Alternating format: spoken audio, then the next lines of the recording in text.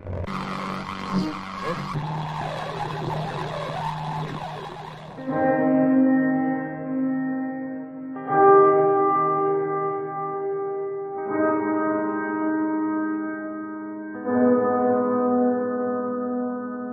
Lodge by McCarthy.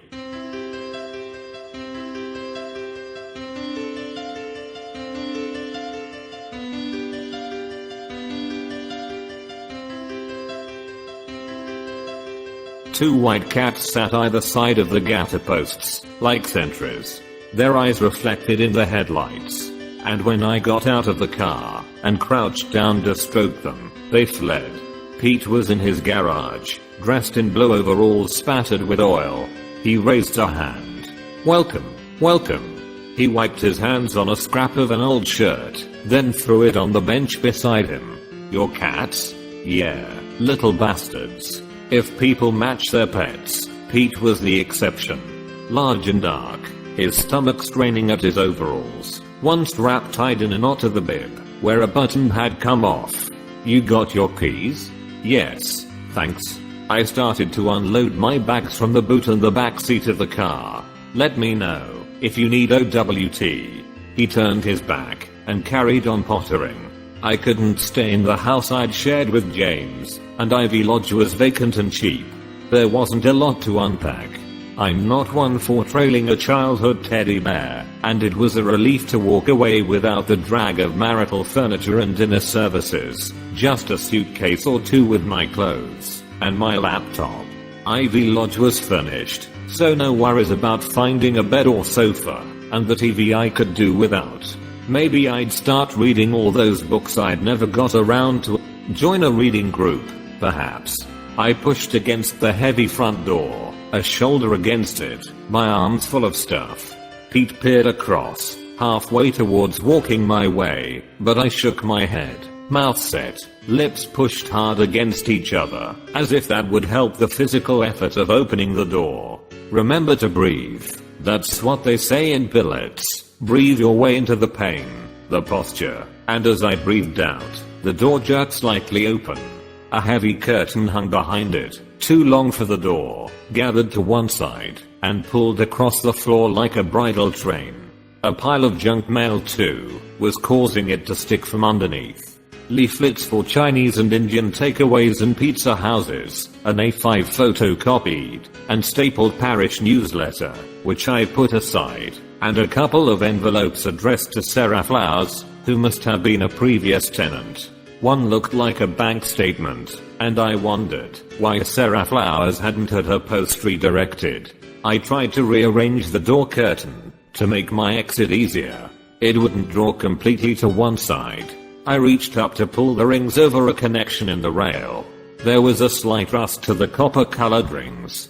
As I opened the door, one of the white cats slipped in and ran into the bedroom. I decided to leave it for the moment, and left the door open as I brought Sarah Flowers' letters over to Pete. His fingers were in a glass jar of metal washers, nails, and screws.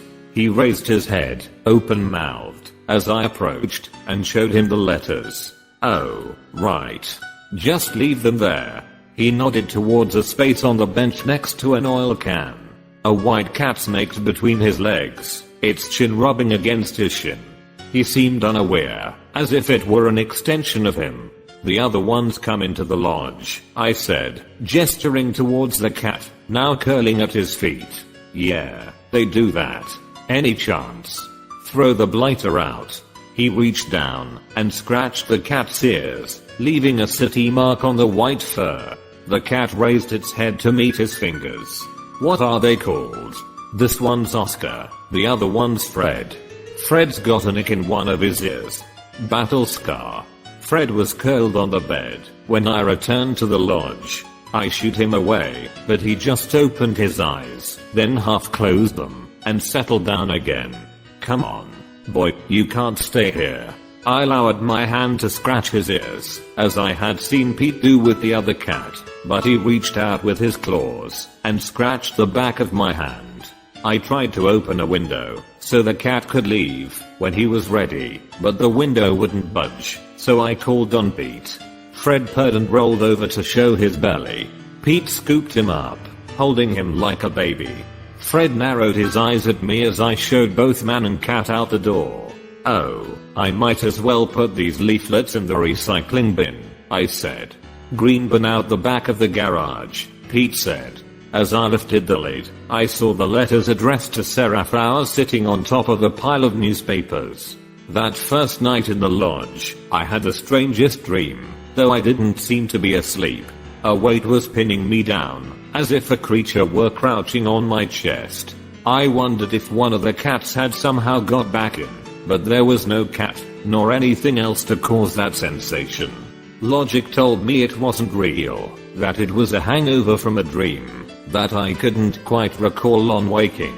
But I had to admit, that a sense of doubleness had been with me a while, another to the left of my vision. Perhaps my dead marriage was the cause, seeping in during the hours of darkness, catching me unawares, when I thought I was doing so well on my own. I was cold, as I lay awake. It was so much colder in that room than the rest of the lodge. I gathered my bedding, and took it to the sofa.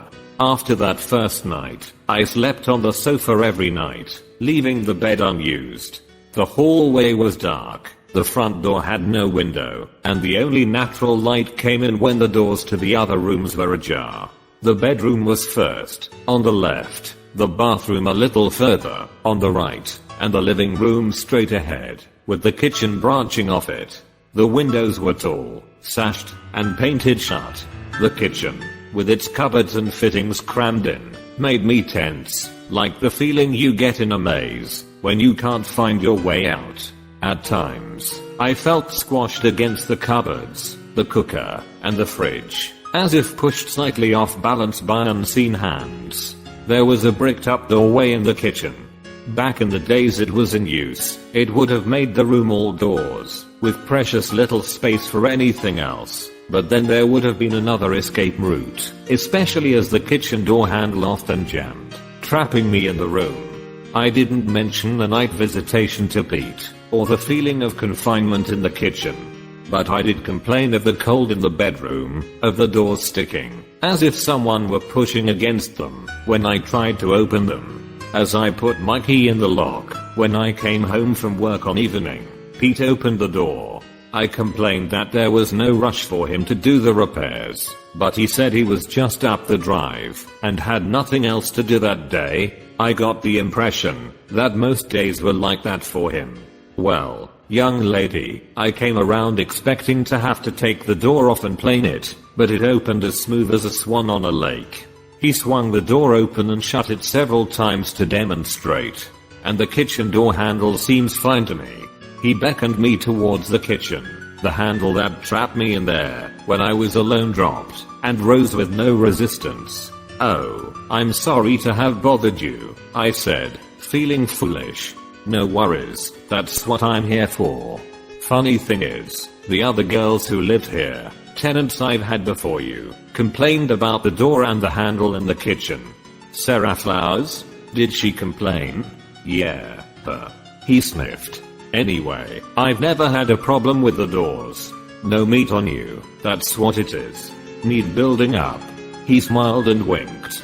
"While I was here, I bled the radiators, but the one in the bedroom's proving stubborn. It's always colder in there," I said. "If I can't manage to shift it, I'll get a plumber in." He knelt on the floor and gathered his tools into a canvas bag. He struggled to his feet. The folds of fat on his belly wobbled as he did so. "Oh, the cupboard in the bedroom, it won't stay closed. It was a ridiculous shallow thing with a couple of hooks at the back.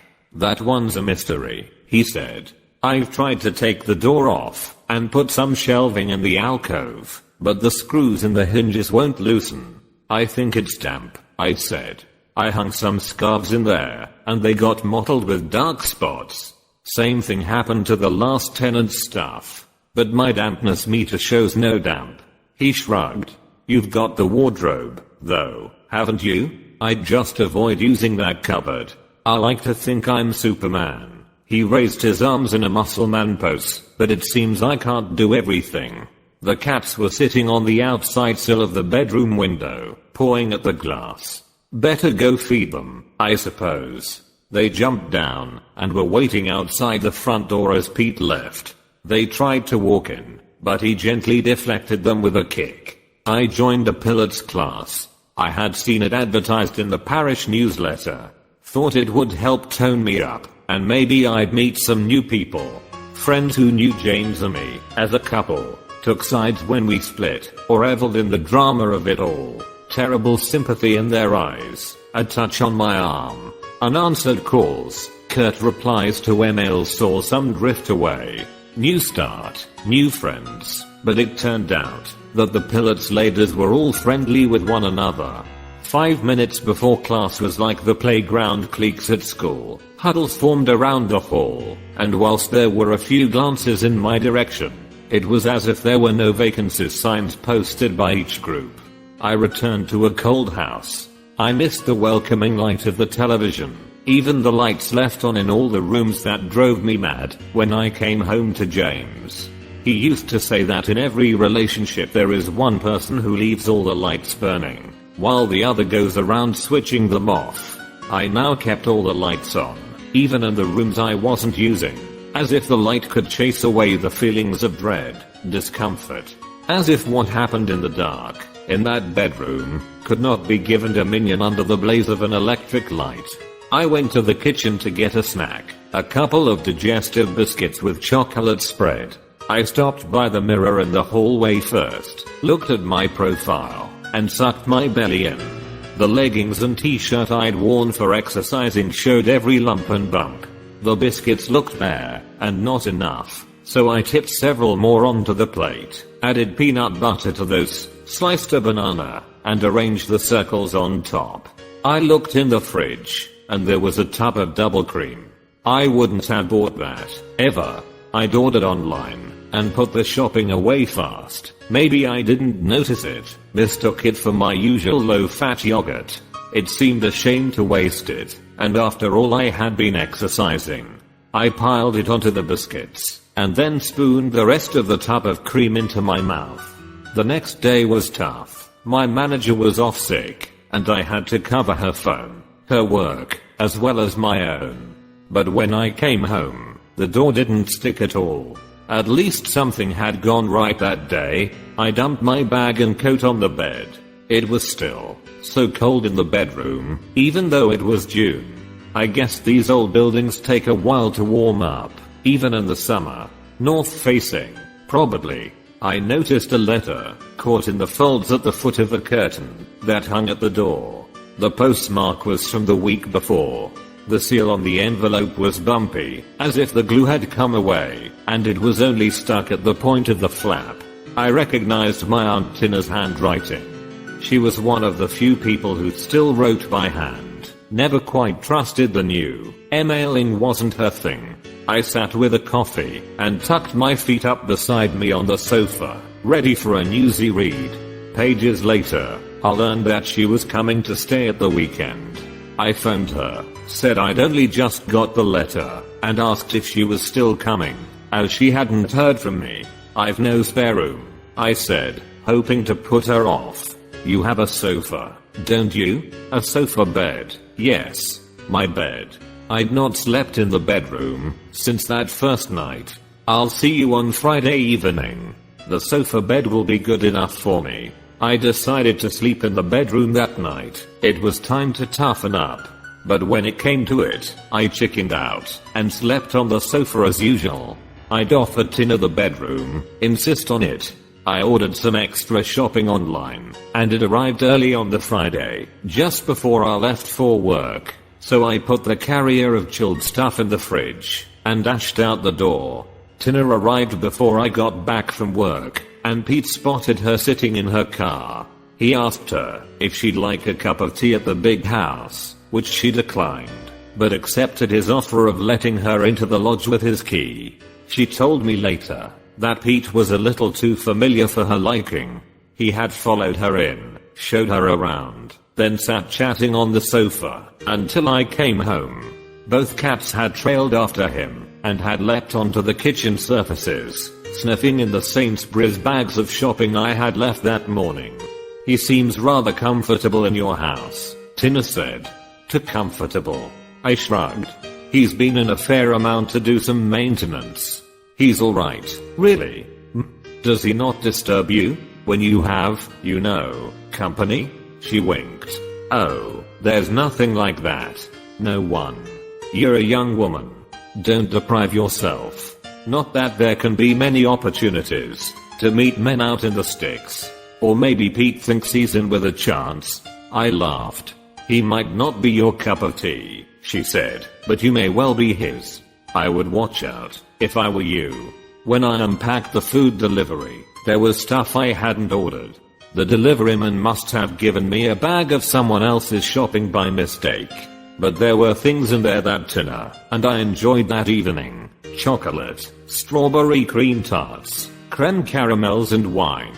Well, the wine I had ordered, for sure. And we sat up late, talking, snacking, and drinking. There was some haggling over the bed, but Tina agreed to take it, in the end, and left me to the sofa. During the night, I saw a parallelogram of light cast from the bedroom onto the hall carpet. I heard Tina use the bathroom, saw her stand a while in the hall, then the light diminished to a thin beam as she partially closed the bedroom door.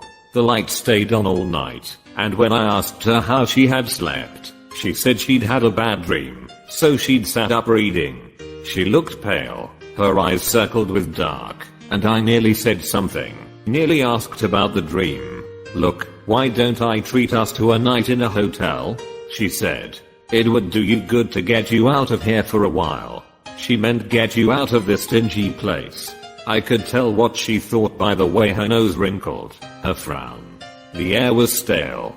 I'd become used to it, the mustiness. I hate those scented fresheners, and I did get some air in through the slim window in the bathroom, which was jammed open, though the ivy from the wall outside was inclined to creep in. I shook my head. To be honest, auntie, I've got a lot of work to catch up on. My manager's been off sick, and I'm covering for her. Never mind your manager, you're not looking so well yourself. I'm fine, I said, knowing that the reflection in the hall mirror told me otherwise. To be honest, love, I don't know what you're doing here. There's something uncomfortable about this house. It sucked you in, the idea of deprivation, of living like a student with a creepy landlord. I wasn't offended by what she said, just kind of blank about it. She gave me a hug, and suggested I look for somewhere to stay on my online thingy. She'd seen a bed and breakfast sign not far outside the village, and we quickly found the number and booked. It was rather lovely to sleep in a proper bed that night, with clean sheets and fluffy towels in the ensuite, and in a room with a window that opened to let the air in. Tina and I shared a room, and even with her snoring gently in the next bed, I slept better than I had in months. I opted for the full English at breakfast and several cups of tea. Now you look better, Tina said, and I managed to smile. I'd seen the landlady in the village shop, and she too recognized me. You're fairly new, aren't you? She said. I nodded, said I'd moved into Ivy Lodge. She stopped clearing the plates from the table for a second. Oh, how are you finding it? It suits me for now, I said. Tina grimaced, and exchanged a glance with the landlady. It's just, and perhaps I shouldn't mention it, that quite a few young women have rented the place. They don't stay long. Sarah Flowers. Yes, she was there before you. We used to have a chat in the shop. Nice girl. Left all of a sudden. And others before her. She stood for a moment by the table, as if there was more to tell, then quickly gathered the rest of the crockery. I really think you should move on, Tina said. I will, in time. But I've signed a contract. I can't leave yet. Besides, I don't know where I want to be. When I returned to the lodge later that day, there was more post for Sarah Flowers. I added the envelopes to the pile of letters I had collected, intending to mark them return to sender. Then I went to the fridge. We hadn't eaten half of the food I'd got in for Tina's visit, not to mention the extra stuff that was delivered by mistake. I threw the cream cakes in the bin. I knew I wouldn't eat just one. It would be all four. So it would be better to get rid of the lot. Later, I picked the box out of the bin and ate them all. I tried to sleep in the bedroom that night. The temperature had risen in the other rooms as the summer progressed, but there was still a chill in that room, so I kept the winter duvet on. During the night, it felt as though a hand suddenly snatched the cover from the bed. I could still feel the weight of it on me, and more, as if there were a pile of duvets on top of one another, on top of me, but I was shivering. And when I went to pull the duvet tighter around me, it wasn't there at all. It was heaped on the floor. I decided to move the furniture around. Perhaps by tackling the bedroom I would get rid of that feeling of dread, the reluctance to use it. There wasn't a lot to work with in the lodge, not much space, and the furniture was heavy. So I called on Pete to help. Oscar followed Pete in, and while we moved from one room to another, discussing where to put the furniture, I saw the cat squat on the bed and piss on it. "Pete, quick," I shouted. Oscar yelled as Pete chased him into the hallway and shooed him out of the front door. "Little bugger," Pete said. I filled the washing up bowl with water and disinfectant and scrubbed at the mattress. "Least I can do is get you a new mattress," Pete said. "And while we're at it, we'll give the room a lick of paint." I sighed, close to tears. "All a bit much, is it, love?" He offered me a graying handkerchief. "Could you manage on the sofa a night or two?" he said. I nodded, sniffing back my tears. "Right, let's go and choose some paint and make a start today." Pete and I tipped the mattress this way and that as we struggled to get it out into the narrow hallway and through the front door. Pete said he'd move around the chest of drawers and wardrobe as he painted. There was a mark on top of the chest, a scratch like claw marks, quite deep, and a stain on the wall behind it, dark and indistinct. The shadow cupboard would stay as it was. Maybe he'd hammer it shut, Pete said, or put the wardrobe in front of it. When we shifted the mattress out of the house, the postman handed me a letter. "Who's that from?" Pete asked. "Shan't know until I open it," I said, placing it on the coffee table. When I came to read it later, it was in the kitchen, next to the kettle. It was from Tina. She was offering me money, enough for a deposit on a house. "No point keeping it in the bank, when you could do with it," she wrote. "Besides, I'll look on it as an investment. I'm counting on you to look after me in my old age."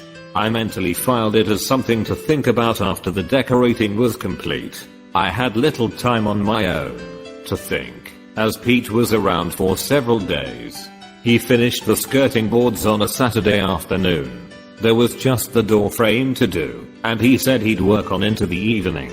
"I'm going to the chip shop," he said, and he came back with a large piece of haddock and a mega-sized portion of chips that we split, eating from the polystyrene carton with wooden forks, and swigging from cans of Coke that he'd carried in the pockets of his fleece. I found a tub of ice cream in the freezer, which we polished off between us, and sat in companionable fullness for a while, before he got on with the work. I was in joggers and an old t-shirt, not wanting to get paint on my good clothes. But my good clothes were getting tighter in any case. It mattered less how I looked as the months passed. I'd been working from home. A new policy of hot desking meant I'd lost my base in the office. Days could go by without stepping outside. I forgot to brush my hair, unless I caught my reflection, before I had to go to a meeting. I'd emptied the wardrobe to make it easier to move, and piled the clothes onto the floor. The white shirt and black trousers I'd worn with James on our last anniversary, when we had sat on opposite sides of a restaurant table, and had nothing to talk about. The mistake of the dress bought for a wedding with the large blue roses printed on it. And there were so many skirts that had once sat loose on my waist, which I could only do up with the aid of a large safety pin across the gaping top of a zip. A charity collection bag came through the door, and I'd filled it, plus 2 black sacks besides. Perhaps I would become like whoever had lived in the lodge in the olden days. 2 dresses, worn in rotation, hung on the hooks at the back of the cupboard. This wardrobe It takes up so much space, I said to Pete as he worked around it to paint the wall. He turned as best he could to look at me, with the wardrobe in his way. I noticed the stain on the wall, which still showed through where Pete had painted. It would need another coat. HMN. It's been here, as long as I remember. That wardrobe. He kicked the back of it with his heel. Maybe I'd get a bit for it. Some people like this old stuff. Get you something modern, lighter. I placed an ad on Gumtree, and a couple came to collect the wardrobe. I wondered how it had ever got into the room. Furniture didn't come flat packed in the days when that was made. Try as they might, it wouldn't go through the bedroom door and turn the corner down the hallway. Pete had to refund the money, and the wardrobe stayed. The stain on the wall had been resistant to 3 coats of raspberry diver paint, so the wardrobe was placed in front of it. Lifting the carpet had also revealed that the stain spread to the floorboards below the wall. It spread as far as where the bed stood. The room smelt of fresh paint for a while, but the mustiness didn't lift. On the night when I made up the new bed and slept in the room, there was a feeling of closeness, like the days before a thunderstorm when heat builds and you long for rain. It felt like anger. Marks appeared on all the clothes I hung in the wardrobe, as if the stain on the wall was transferring to them. I scrubbed them, put stain remover in the washing machine, but they wouldn't come out. There was nowhere outside to hang washing, so they were draped over an air of 4 days, and never felt fully dry. You can use my washing line if you like, Pete said. One day, as I was setting off for a meeting, I went in to see if I'd left my hammer behind, and saw you had wet clothes hanging indoors. The dress I was wearing was pockmarked and smelled of mildew. I was ill prepared for the meeting. Sleep had left me. I rested on the sofa in a half doze at nights, getting up to the fridge for snacks that I hardly remembered eating. The floor would be strewn with wrappers in the morning, and I would scoop them into the bin. Waking and sleeping became one.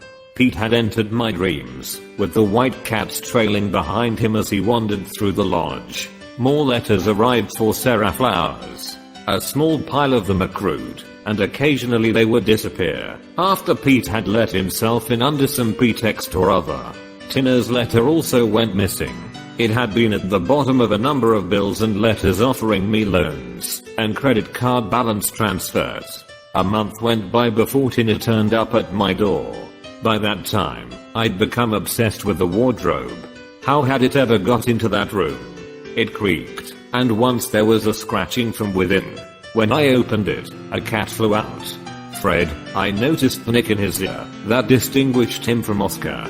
It's the wardrobe, I said to Tina, before she had the chance to say hello. Maybe someone added a hollow panel at the back. There was something in there, I swear.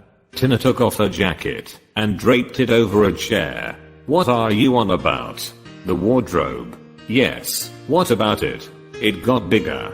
That's why we couldn't get it out of the room. She frowned and looked me up and down. Will it set your mind at rest if we check? I nodded. Tape measure? There was a metal rule, the kind that retracts into a case, which Pete had left in the lodge. Tina measured inside the wardrobe, from the door to the backboard, then along the outside. The difference was negligible. It was built in this room, she said. They probably didn't think about getting it out. Furniture was made to last back then. My shoulders drooped. I'd imagined a hidden space, something within that would explain the goings on in that room. But I didn't come to talk about wardrobes, she said, heading for the kitchen to put the kettle on. My letter, you haven't replied. No, sorry, I had put it to the back of my mind.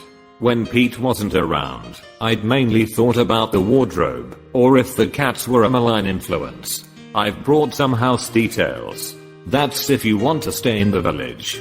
Might be better to move on. It seemed impossible to leave. Ivy Lodge contained me. Pete brought me takeaways, so I hardly shopped for food anymore. The kitchen bin was overflowing with foil containers and lidded plastic pots. I forgot to take the rubbish out in time for bin days. I forgot which days the bins were emptied.